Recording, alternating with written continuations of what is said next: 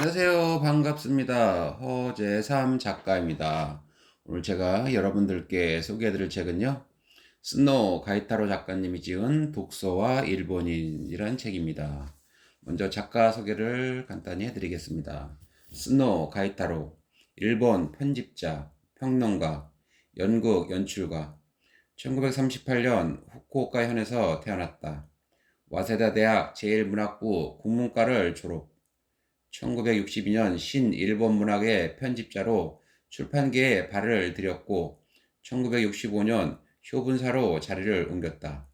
그곳에서 1998년까지 30년 넘게 일하는 동안 편집장, 이사 등의 중책을 맡으며 잡지 원더랜드 외에 1960년대, 70년대 청년 문화의 구심점이 된 자유인이자 영화평론가 우에쿠사 지니치, 리처드 브로우티건 등의 책을 만들었다. 그러면 먼저 들어가는 말을 보겠습니다.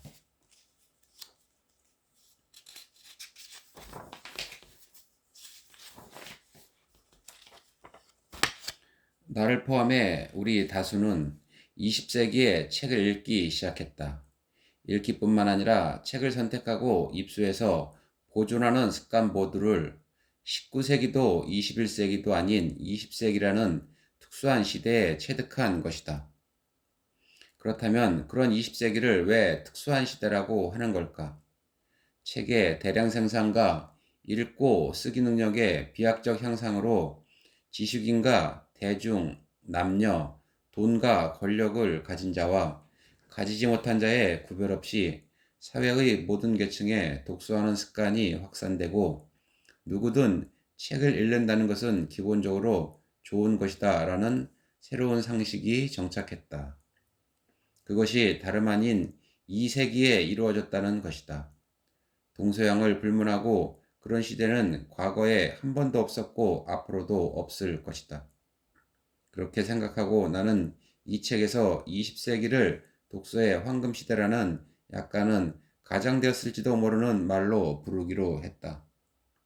따라서 옛날부터 그런 식으로 생각했던 것은 아니다. 그게 분명해진 것은 굳이 말한다면 아주 최근의 일이다.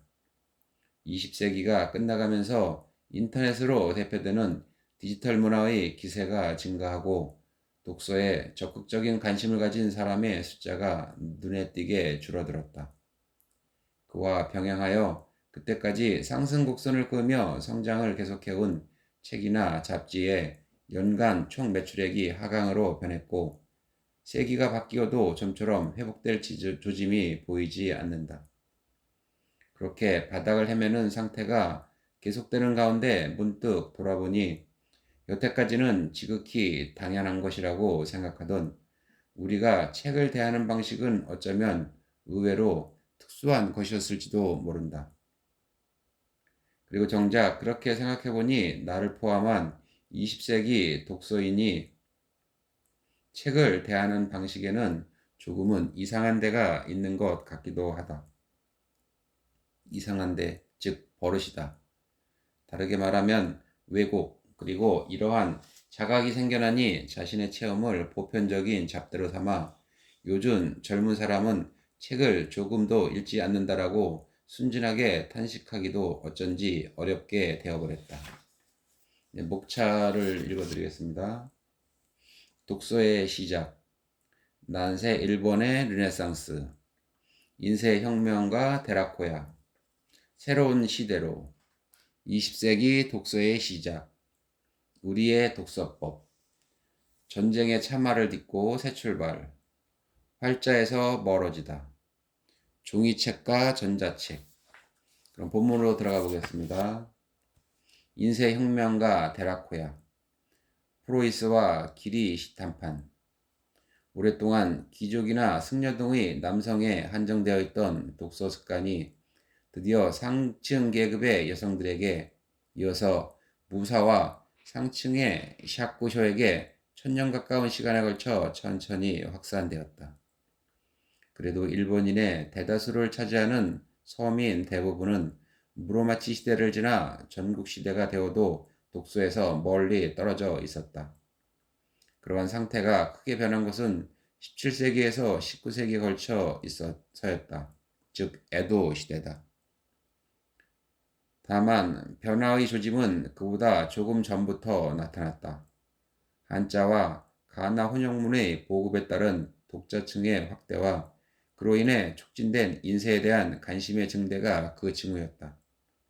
단 하나밖에 없는 6필 텍스트에서 인쇄 덕분에 일거에 다수의 복사본이 만들어지고 그것이 사회 여기저기로 흩어졌다. 그때까지의 사본에서는 찾아볼 수 없는 고성능 복제 기술이 지닌 엄청난 힘, 아마도 16세기 중반을 지날 무렵에는 그 힘에 대한 기대가 상당한 정도까지 고양되어 있지 않았을까. 그 증거로 1592년 도요토미 히데요시의 조선 침략 때에는 가토 기요마사와 고니시 유키나가 등의 무장들이 조선의 선진적인 활판 인쇄기, 대량의 동활자와 그 주조기를 모조리 약탈해오는 난폭한 사태가 생겨나기도 했다. 그리고 기묘하게도 이와 같은 시기인 1590년에 예수의 선교사들이 구텐베르크식의 활판 인쇄기와 활자 주조기를 나가사키 고토열도의 거점으로 가지고 돌아와 주로 히라가나와 소수의 한자로 기리시탄 판으로 알려진 활판본을 간행하기 시작했다. 이것은 일본인과 활판 인쇄술가의 최초의 만남이다. 일본인의 선조들은 매우 놀랐을 것이다. 그때까지의 일본에는 인쇄라고 하면 목판밖에 없었다. 주로 한자로 기록된 불교 경전이나 한시문을 그대로 한 장의 목판에 새긴 대형 도장으로 복수하는 형태였다. 그것이야말로 인쇄라고 굳게 믿고 있었기 때문이다. 거기에 돌연 하나하나 독립된 문자를 따로따로 활자하고 그것을 조합하여 인쇄용 판을 만드는 혁명적인 인쇄 기법이 등장했다. 게다가 조선식과 유럽식 두 가지 기법이 완전히 같은 시기에 등장했다. 다만 조선식은 원래가 따로따로 한자를 활자한 것이었기 때문에 놀랐다고는 해도 그다지 큰 놀람은 아니었을지 모르겠다. 그에 비해 기리시탄판은 아무리 생각해도 활자형이라고는 생각할 수 없는 히라가나의 초서 연면체를 감히 활자로 재현하려고 했다. 불가사의한 것은 예수에는 왜 이 시기에 일부러 이런 귀찮은 작업에 착수했을까 하는 점이다. 음독에서 묵독으로 어머니나 할머니가 읽어주는 애조시에서 아버지나 할아버지의 통독 교육까지 전통적인 음독 문화의 기반은 시대가 메이지로 바뀐 후에도 한동안 그대로 유지되었다. 그렇다면 이 과도기는 사실상 언제 끝났던 것인가? 바꾸어 말하면 가정이나 지역, 학교 등의 장에서 종종 음성으로 읽는 책과의 공통적인 교재 방식은 책은 혼자서 묵묵히 읽는다. 자발적으로. 대개는 자신의 방에서 라는 오늘날까지 이어지는 우리의 개인적인 독서 방식으로 어느 단계에서 어떻게 대체되었던 것일까? 아마도 1890년 전후 메이지 20년대 중반에서 30년대에 걸쳐서 일 것이다. 아무래도 그 무렵에 변곡점이 있었다고 생각하는 점에서는 마에다 아이를 비롯한 연구자들의 의견이 대략 일치하고 있는 듯하다. 그리고 그 변곡점을 선명하게 상징하는 사건으로서 마에다가 들고 있는 것이 후타 바테이 시메이의 미래 번역이다. 20세기 독서의 시작. 누구나 책을 읽는 시대로. 메이지 말기에 10년 정도 기간에 일본인의 독서사에 큰 변화가 생겨났다. 그것이 마침 20세기의 시작과 겹친다. 그렇게 막을 올린 20세기가 곧 독서의 황금 시대라고도 할 수 있는 지극히 특수한 시대로 변명해야 한다. 그 발견과 놀라움이 이 책의 후반에 발을 들여놓기 위한 안내의 실마리가 될 것이다. 어떤 사회의 먼 과거에 해당하는 최전성기를 이상화하는 말, 그것이 황금 시대다. 따라서 독서의 황금 시대라고 하면 역사상 그 이전에는 없었고 그리고 이것이 더욱 중요한데 앞으로도 아마 없을 독서에 빛나는 최전성기라는 의미가 된다. 1938년생인 나뿐만 아니라 우리 다수가 그때부터 책을 읽기 시작했다. 지속적으로 책과 친숙해진 20세기라는 시대는 어쩐지 그런 특수하고 예외적인 시대였을 것이다. 그렇다고 한다면 도대체 무엇이 그 특수한 시대의 핵심이었을까? 과감하게 단순하자면 독서 사회의 한복판에 대중이 거대한 덩어리가 되어 등장했다는 것. 그것이야말로 20세기를 독서의 황금시대로 만든 최대의 사건이지 않았을까? 나는 그렇게 생각한다. 즉, 이런 것이다. 책은 혼자서 묵묵히 읽는다. 자발적으로. 대개는 자신의 방에서. 이미 몇 번이고 이야기했듯이 그것이 지금 우리가 보통 독서라고 부르는 행위다.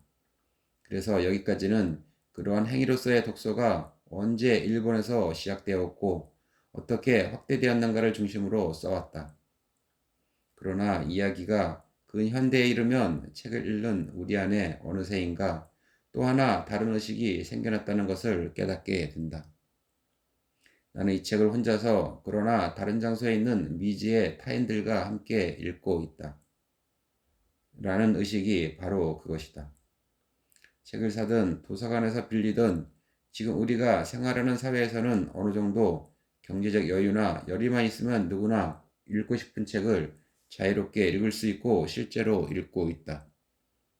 그리고 그로부터 두툼한 역사서나 사상사든 그때그때의 베스트셀러든 이 책을 읽고 있는 것은 나만이 아니다. 나 말고도 계층이나 지역이나 성별을 불문하고 적지 않은 수의 사람들이 같은 책을 읽고 있을 것이라는 의식이 생겨난다. 이미 알고 있는 바와 같이 역사적으로 보면 이것은 결코 타당한 것이 아니었다. 사라시나 일기 작가는 물론 겐코 법사도 사이카쿠도 아마도 후쿠자와 유키치조차 확실히 그런 식으로 느낀 적은 한 번도 없지 않을까. 혼자서 읽는다라는 의식이 개인의 자유와 관련되어 있다면 알지 못하는 사람과 함께 읽는다라는 또 하나의 의식은 오랜 역사 끝에 20세기가 되어 비로소 실현된 독서의 평등화라는 국면과 대응하고 있다. 이미 이야기한 바와 같이 이 평등화를 현실화한 요인의 첫째는 메이지 정부가 국책으로서 강력하게 추진한 문해 교육일 것이다. 그리고 둘째로 읽고 쓰는 능력의 향상으로 가속도가 붙어 확대된 독자층이 필요로 하는 만큼의 책을 만들고 그 책들을 그들 앞에 신속하게 배달하는 구조를 갖춘, 즉 오늘날까지 지속되는 자본주의적 산업으로서의 출판의 구조가 이 시기에 놀랄만한 기세로 충분히 마련되었다는 것. 말할 필요도 없이 이 두 가지 요인 사이에는 밀접한 관계가 있다. 책을 읽을 줄 아는 사람의 증가에 따라 출판되는 책의 양이 증가한다는 비례 관계다. 교양이라는 것은 독일어의 빌둥을 번역한 말로서 그 당시에 스스로 독서를 통해 인간으로서의 품위를 내면으로부터 고양하고 균형 잡힌 이해력을 익히는 것을 의미했다. 미키가 기숙사에서 읽었다고 하는 산타로의 일기에 이런 구절이 있어서 대강 요약해둔다. 내게는 나의 개성이 있다. 그 개성으로서의 내게는 일본인이라는 민족적 특질을 초월하여 세계의 모든 타 민족과 공통되는 세계인으로서의 면이 있다. 석가냐, 그리스도나 공자나 소크라테스나 세네카나 섹스피어, 루소나 게테 등 시간적으로나 공간적으로나 아주 먼 곳에 있는 천재들의 저작을 접함으로써 일본인의 내면에 있는 세계인으로서의 나를 각성하고 시공을 초월한 보편적인 인간으로서의 풍요로운 인격을 만들어 가자. 여기에서도 알 수 있듯이 다이쇼 교양주의의 요체는 열렬한 독서 장려 운동이었기 때문에 그 열기에 휩쓸린 고재 고교생들이 기숙사나 하숙집에 파묻혀 국내의 고전을 맹렬한 기세로 읽기 시작했다. 단테의 신곡이나 괴테의 파우스트 등 어려워서 알기 힘든 것도 많았지만 여하튼 열심히 읽었다라고 미키도 독서 편력에 썼다. 서영의 명절을 읽고 진정으로 독립한 개인이 되자 그렇게 정면에서 젊은이에게 호소한 점에서 다이쇼 교양주의의 독서론에는 후쿠자와 유키치의 학문의 권장의 다이쇼, 쇼와판이라고도 할 수 있는 경향이 있었다. 다만 아베는 개인이 아니라 개성이라고 했다. 개인은 사회적인 개념이기 때문에 자칫하면 자기 혼자만의 방 안에 사회나 국가를 끌어 넣는다. 아마도 그렇게 되는 것을 기피하여 독서와 내적 성찰에 의한 자기 연마의 길을 추천할 터이다. 미키도 넌지시 암시하였듯이 그의 마음 저변에는 적어도 정치적인 것, 특히 같은 시기에 영향력을 증대시키고 있던 사회적 실천에 무게를 두는 사회주의나 마르크스주의에 대한 반발심이 숨어 있었던 것이다. 다만 이러한 사상이나 정신명과는 별도로 지금 다시 독서와 일본인이라는 관점에서 중학생 시절 석유램프와 촛불의 어슴푸레한 빛 아래서 독서를 시작한 시골 소년이 불과 수년 후에는 상경을 해 눈부신 백열전구 아래서 책을 읽게 되었다. 그 독서 환경에 생겨난 이른바 물질 면에서의 변화가 너무도 빨랐다. 도쿄, 나고야, 오사카 등 대도시권의 전기 보급은 20세기 초에 이미 시작되었다. 다만 중심이 된 것은 여전히 석유램프였고 도쿄의 경우에는 1920년경 관동 대지진 직전이 되어서야 겨우 시내 전역의 집집마다 전등이 켜진다. 물론 그때까지도 고등학교와 같은 공적인 장소의 전기 보급은 나름대로 진척되어 있었다. 다만 사용시간에 제한이 없었기 때문에 미키처럼 촛불에 의존할 수밖에 없었다. 그리고 이 전등의 보급과 관련하여 같은 시기에 대도시권에서도 주목할 만한 하나의 변화가 나타났다. 특수한 계층이 아닌 보통 사람들의 집에 서재가 출현한 것이다. 전철에서 책을 읽는 사람들, 문해율의 눈부신 향상, 그에 따라 독서에 대한 욕구가 계층의 벽을 넘어 확산되고 그것을 대량 생산, 대량 선전, 대량 판매 기술과 유통의 구조가 부채질하고 또한 뒷받침한다.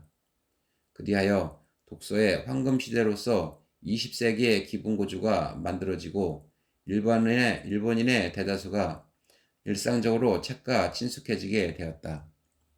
그리고 어느덧 그로부터 우리에게 특유한 책과의 교제 방식, 내 표현으로는 20세기 독서가 되는데 그 새로운 버릇이라고도 할 수 있는 것이 생겨난다.